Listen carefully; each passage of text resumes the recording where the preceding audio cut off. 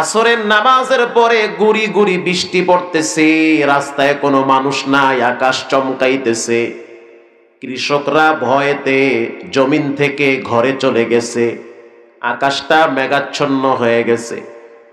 ওই সময় এক যুবক মোটর সাইকেল নিয়ে তার এক বন্ধুকে সাথে দিয়ে যাচ্ছে এক গ্রাম থেকে আর এক গ্রামে। ডান্ডির মাথায় মোবাইল বান্দা তারা বিভিন্ন জায়গায় টিকটক বানায়, টিকটক করে, এটা মোবাইলে ধারণ করে ফেসবুকে ছেড়ে দেয়। কথা বুঝেন? যখন বৃষ্টি শুরু হয়ে গেল, তাকায় দেখলো ব্রিজের পারে একটা চিকন সাপ, একেবারেই চিকন, রাস্তার এই পার থেকে ওই পারে যায়। যুবক এবার চিন্তা করলো, সুবর্ণ সুযোগ যায়, আমি এই সাপ নিয়ে আর টিকটক বানাবো। কাম না আকাম? কথা কম। আকাম। দরকার কি সাপের লাগে গিয়া মাতবাড়ি করার?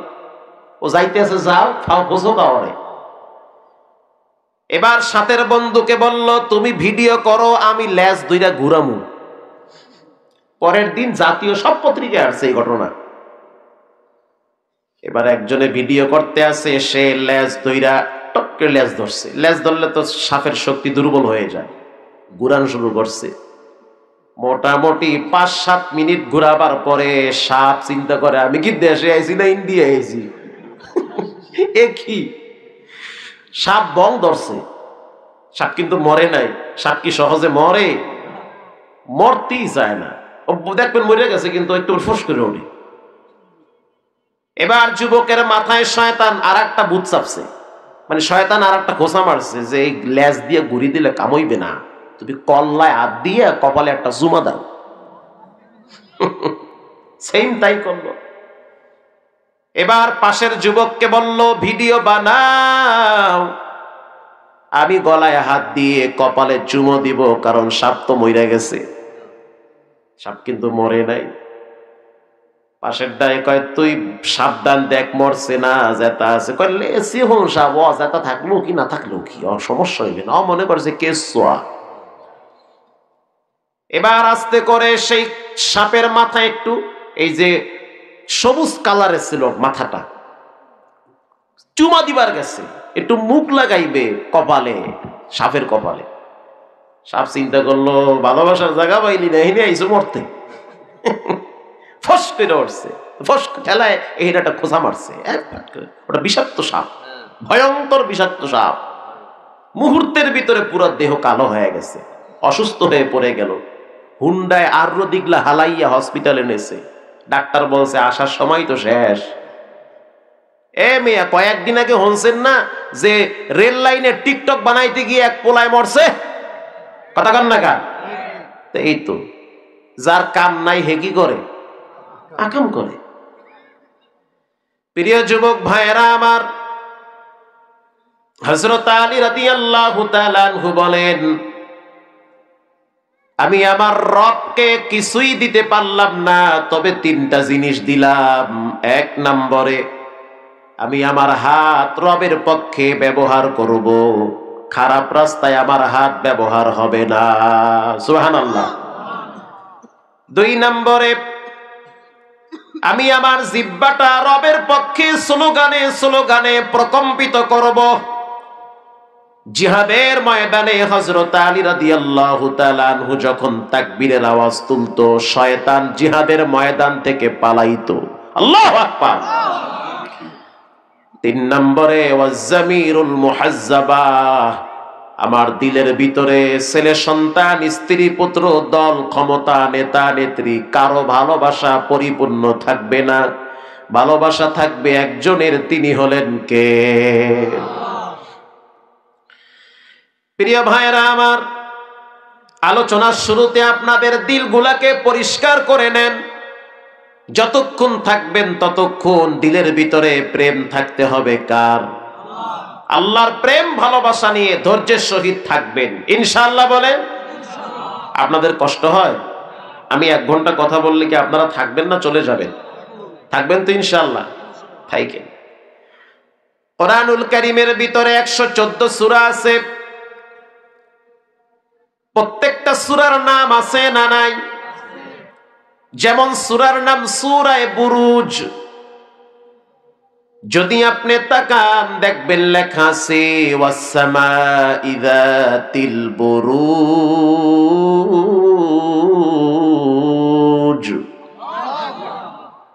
সূরার নাম সূরা বুরুজ। রব্বুল আলামিন বলেন শপথ কক্ষ বিশিষ্ট আসমানের শপথ। এরকম একটি সূরা আছে, সূরার নাম সূরা তারিক। যদি আপনি তাকান দেখবেন লেখা আছে ওয়াস-সামাই ওয়াত-তারিক।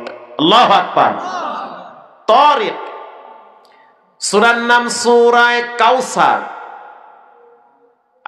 আবার জানতে চাই আপনারা কেমন আছেন? আলহামদুলিল্লাহ। আমি ভালো আছি আলহামদুলিল্লাহ। দেশ স্বাধীন না হলে হয়তো আমাকেও আয়না ঘরে যাওয়া লাগতো না। আপনি কেমনে বুঝলেন? ঠিক, কারণ অনেক হুজুর আছে মসজিদ থইয়া পলাইছে।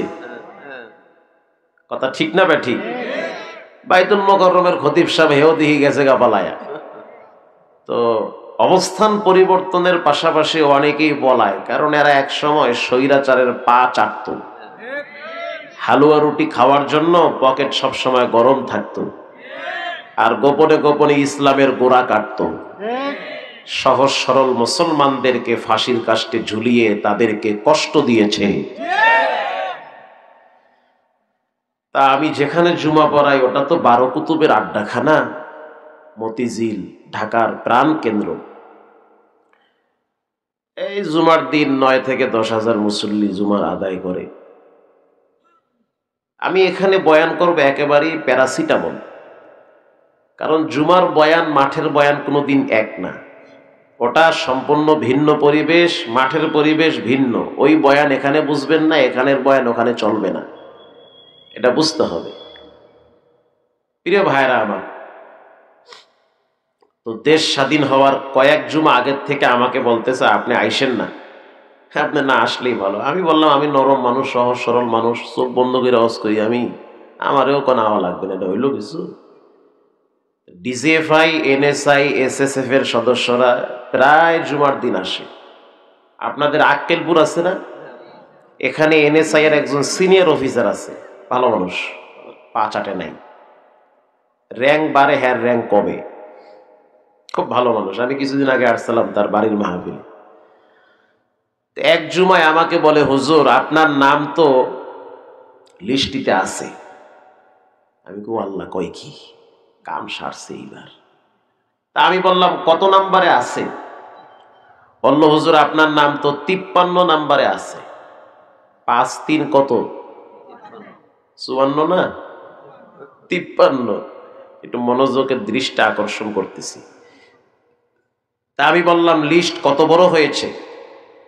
বলে হুজুর লিস্ট কিন্তু 116 ছিল আগে, নগদে আর একটা লিস্ট করা হয়েছে, ওইটা হয়েছে 316। ওরে সুবহানাল্লাহ, কোন কি? যেই মোরগ ডাক দেয় সেই মোরগের দিকে শিয়ালের চোখ থাকে। কথা কন না কা?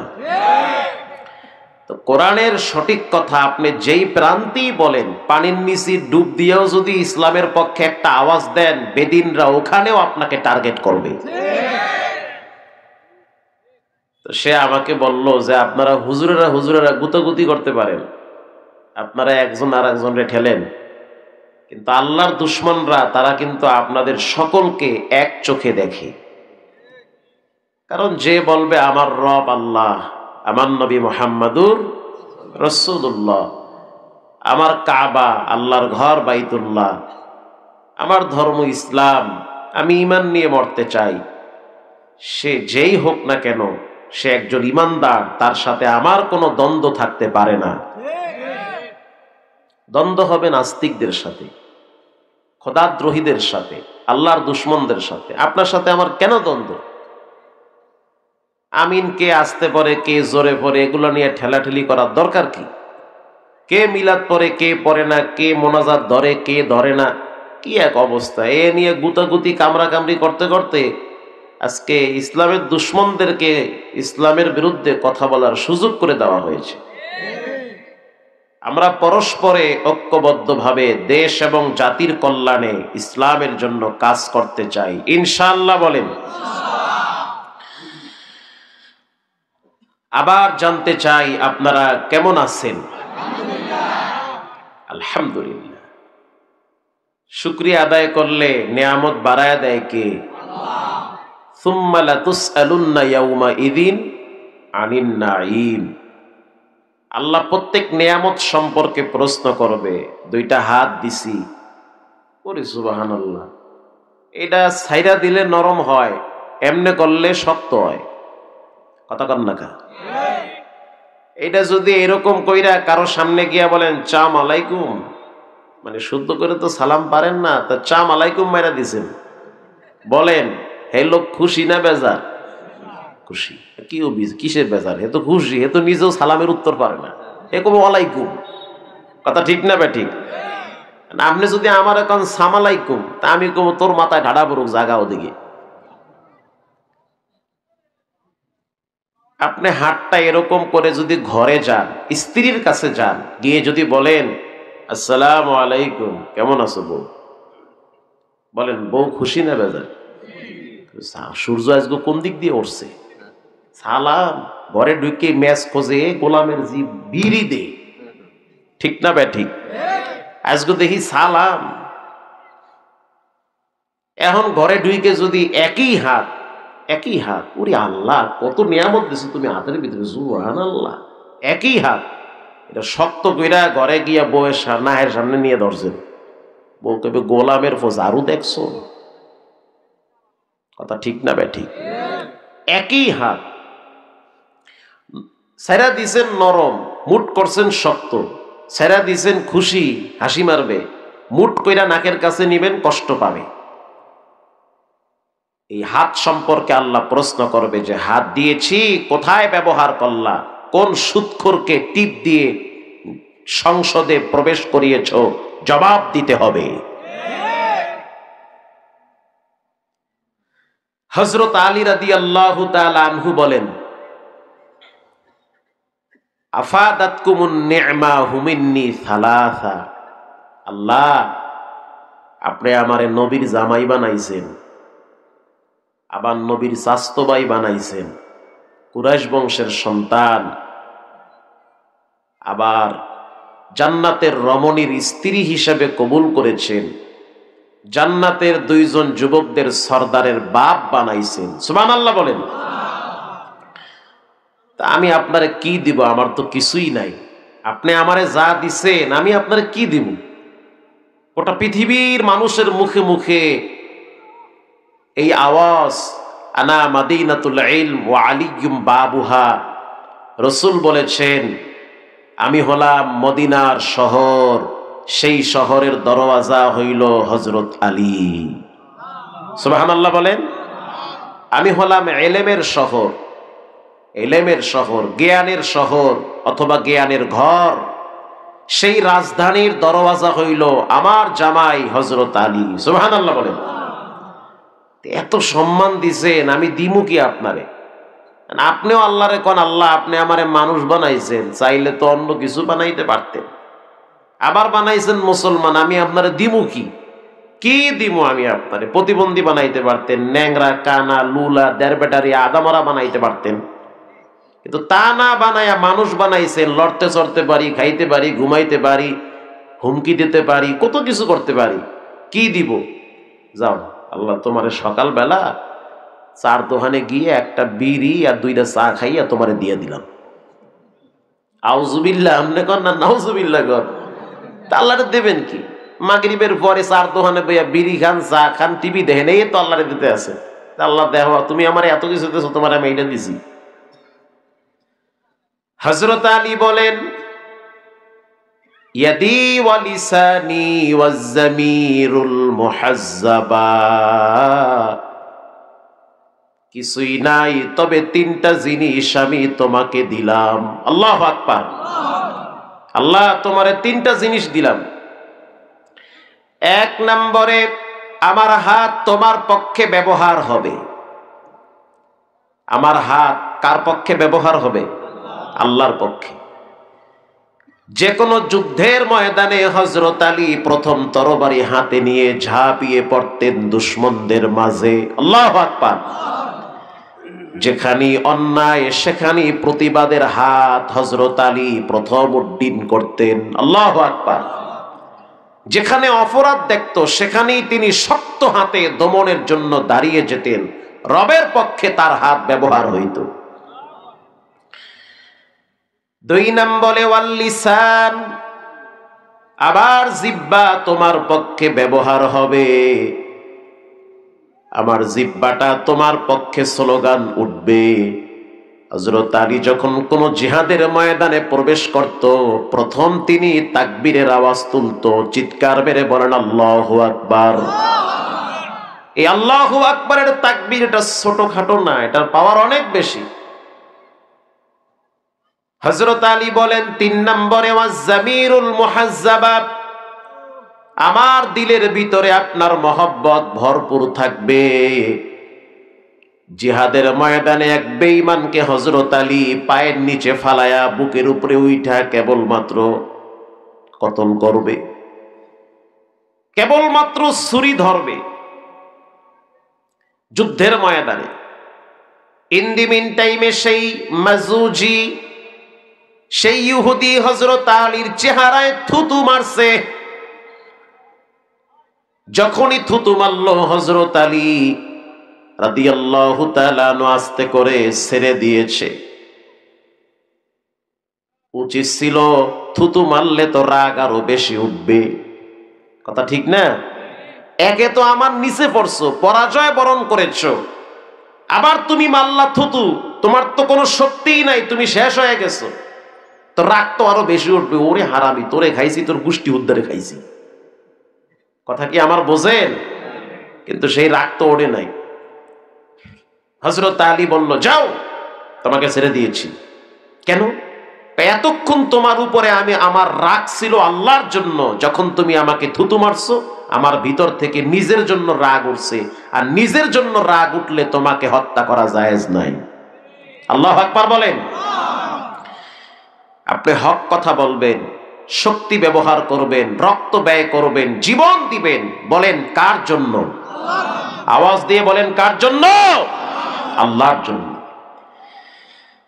রব্বুল আলামিন কোরআনে বলেন, কুল ইন্না সালাতি ওয়া নুসুকি ওয়া মাহইয়ায়া ওয়া মামাতি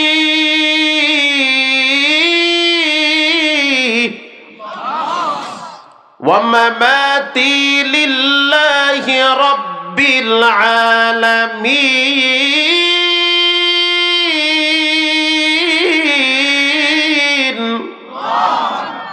গলা ছেড়ে আওয়াজ দিয়ে এতগুলো মানুষ একই কণ্ঠে বলেন আল্লাহু আকবার। আল্লাহ পাক বলেন, তোমার নামাজ, তোমার কুরবানি, তোমার বেঁচে থাকা, তোমার মরে যাওয়া, এগুলো দুনিয়ার কারো জন্য হবে না, একজনের জন্যই হবে, তিনি হলেন কে?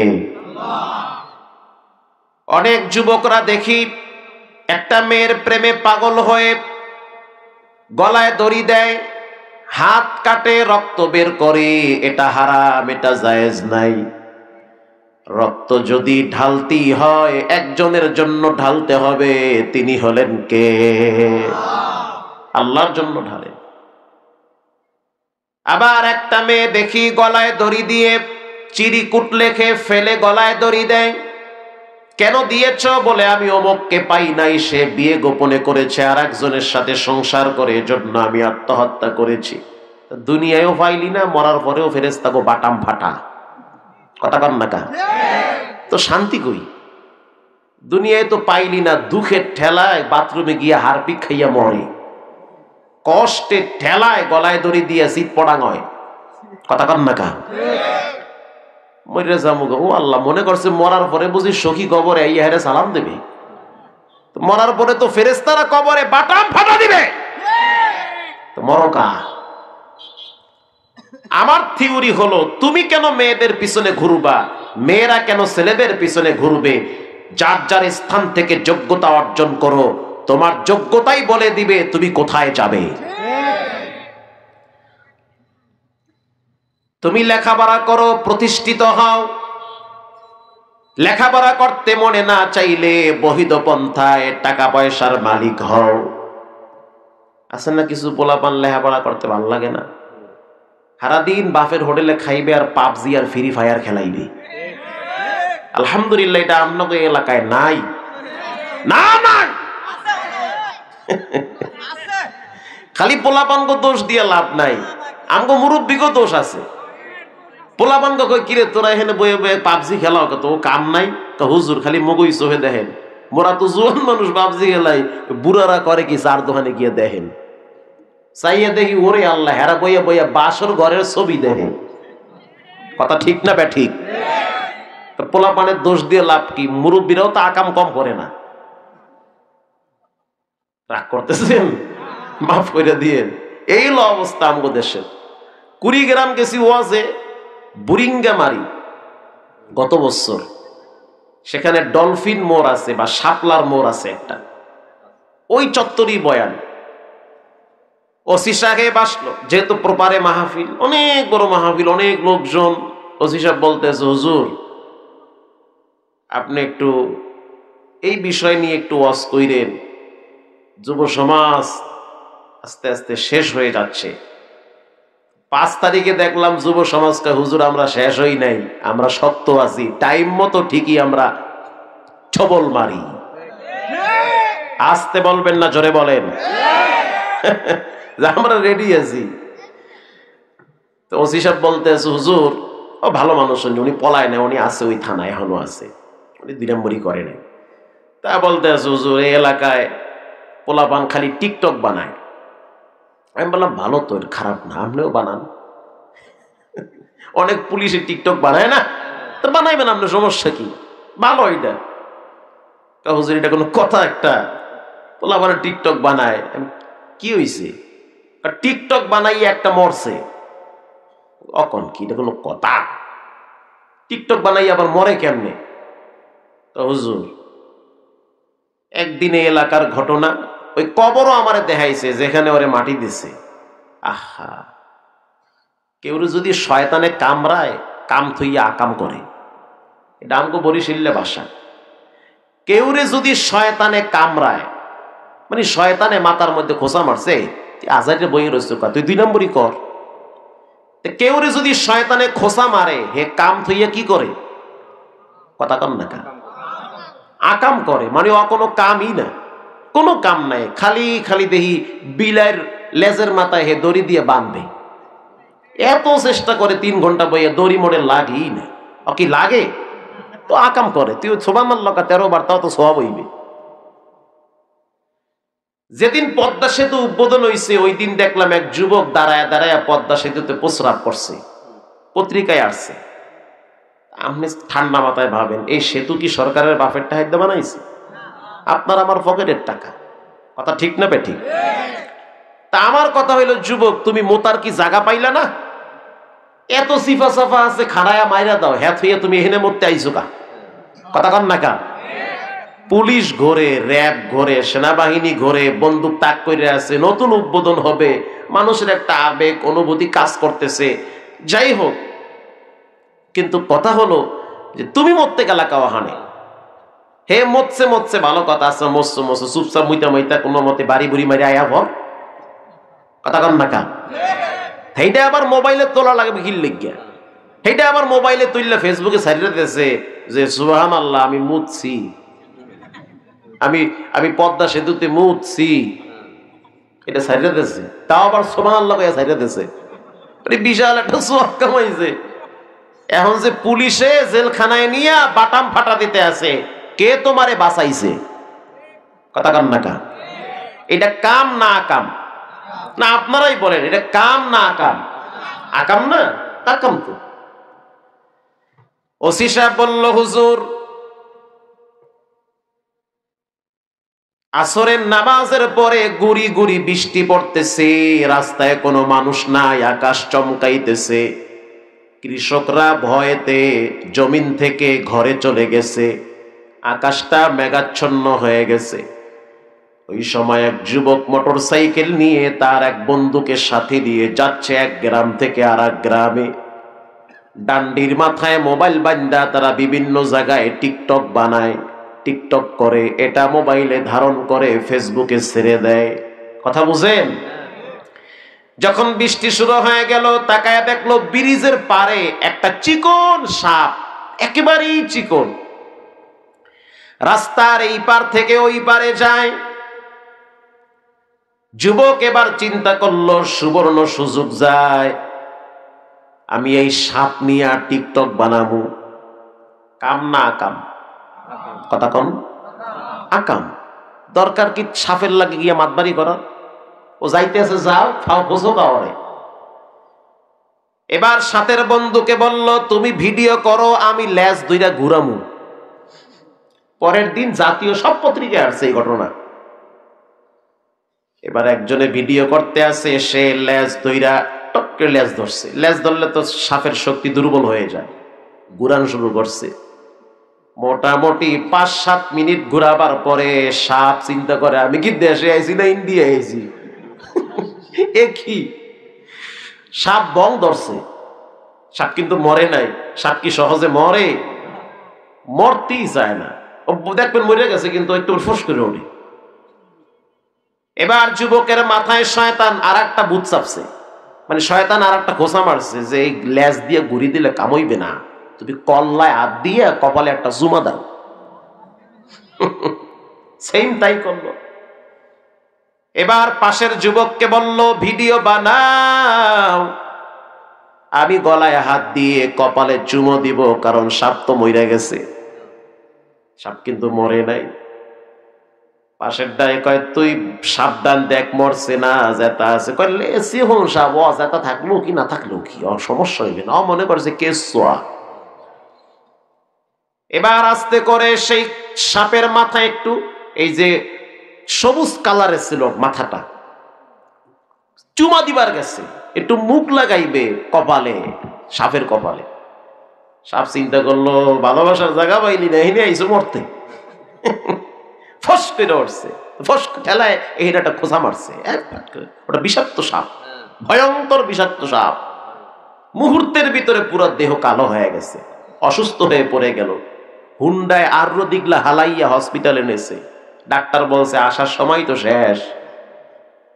এ মেয়া, কয়েকদিন আগে শুনছেন না যে রেল লাইনে টিকটক বানাইতে গিয়ে এক পোলায় মরছে? কথা কন না কা? এই তো, যার কাম নাই হে কি করে? আকাম করে। প্রিয় যুবক ভাইয়েরা আমার, হযরত আলী রাদিয়াল্লাহু তাআলা আনহু বলেন, আমি আমার রবকে কিছুই দিতে পারলাম না, তবে 3টা জিনিস দিলাম। 1 নম্বরে, আমি আমার হাত রবের পক্ষে ব্যবহার করব, খারাপ রাস্তায় আমার হাত ব্যবহার হবে না। সুবহানাল্লাহ। 2 নম্বরে, আমি আমার জিহ্বাটা রবের পক্ষে স্লোগানে স্লোগানে প্রকম্পিত করব। জিহাদের ময়দানে হযরত আলী রাদিয়াল্লাহু তাআলা আনহু যখন তাকবীরের আওয়াজ তুলতো, শয়তান জিহাদের ময়দান থেকে পালাইতো। আল্লাহু আকবার। 3 নম্বরে, ওয়াজ্জামিরুল মুহাজ্জাবা, আমার দিলের ভিতরে ছেলে সন্তান, স্ত্রী পুত্র, দল ক্ষমতা, নেতা নেত্রী, কারো ভালোবাসা পরিপূর্ণ থাকবে না। ভালোবাসা থাকবে একজনের, তিনি হলেন কে? প্রিয় ভাইরা আমার, আলোচনার শুরুতে আপনাদের দিলগুলাকে পরিষ্কার করে নেন।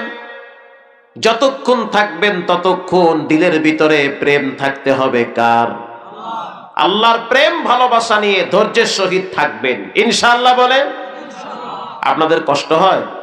আমি 1 ঘন্টা কথা বললে কি আপনারা থাকবেন না চলে যাবেন? থাকবেন তো ইনশাআল্লাহ? থাকেন। কোরআনুল কারীমের ভিতরে 114 সূরা আছে। প্রত্যেকটা সূরার নাম আছে না নাই?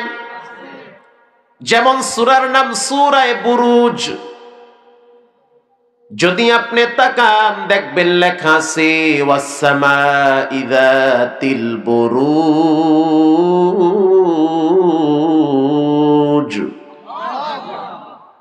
সূরার নাম সূরা বুরুজ। রব্বুল আলামিন বলেন, শপথ কক্ষ বিশিষ্ট আসমানের শপথ। এরকম একটি সূরা আছে, সূরার নাম সূরা তারিক। যদি আপনি তাকান দেখবেন লেখা আছে ওয়াস সামাই ওয়াত তারিক। আল্লাহু আকবার। তারিক সূরার নাম সূরা কাউসার।